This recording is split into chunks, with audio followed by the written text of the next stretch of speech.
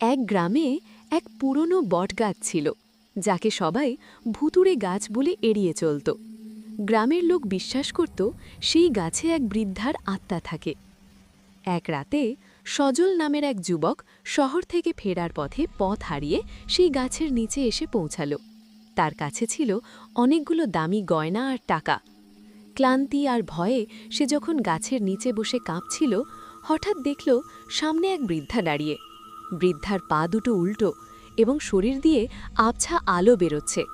সজল চিৎকার করতে চাইল, কিন্তু বৃদ্ধার শান্ত গলায় বললেন, ভয় পেও না খোকা, তুমি এখানে নিরাপদ নও। কিছু চোর তোমার পিছু নিয়েছে। তুমি তাড়াতাড়ি ওই ঝোপের আড়ালে লুকাও, আর তোমার ব্যাগটা এই গহ্বরে রাখো। সজল ভয়ে ভয়ে তাই করল। কিছুক্ষণ পর ৩ জন ডাকাত সেখানে এলো। বৃদ্ধা নিজের রূপ পাল্টে এক ভয়ঙ্কর মূর্তি ধারণ করলেন। তার অট্টহাসি আর বিকট গর্জনে ডাকাতরা প্রাণ ভয়ে দৌড়ে পালাল। বিপদ কেটে গেলে বৃদ্ধা সজলকে ব্যাগটা ফিরিয়ে দিয়ে মিলিয়ে গেলেন।